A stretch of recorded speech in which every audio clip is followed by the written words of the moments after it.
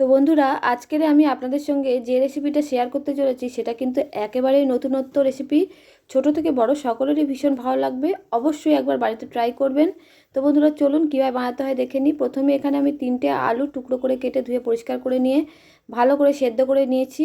ভালো করে তারপরে ম্যাশ করে নিতে হবে যাতে এর ভিতর কোনো লাম্পস না থাকে। তারপর যতটা পরিমাণ আলু আছে ঠিক ততটা পরিমাণ কর্নফ্লাওয়ার দিয়ে সুন্দরভাবে মেখে নিতে হবে, যেমন করে আটা ময়দার ডো তৈরি হয়।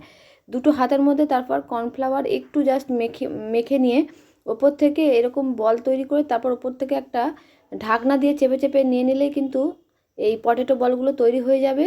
তো সবগুলো হয়ে গেছে। এবার একদম ফুটন্ত গরম জলের মধ্যে কিন্তু আমি 1 মিনিট রেখে দিয়ে তারপরে তুলে নিচ্ছি।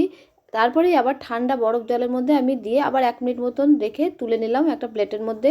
ওপর থেকে রসুন কুচি, স্প্রিং অনিয়নের কুচি, চিলি ফ্লেক্স, কাশ্মীরি লঙ্কার গুঁড়ো, আর দিয়ে দিলাম টমেটো সস, সয়া সস, আর এখানে দিয়ে দিয়েছি ভাজা তিল ওপর থেকে ছড়িয়ে দিলাম, আর একদম গরম তেল দিয়ে ওপর থেকে মিশিয়ে নিয়েছি।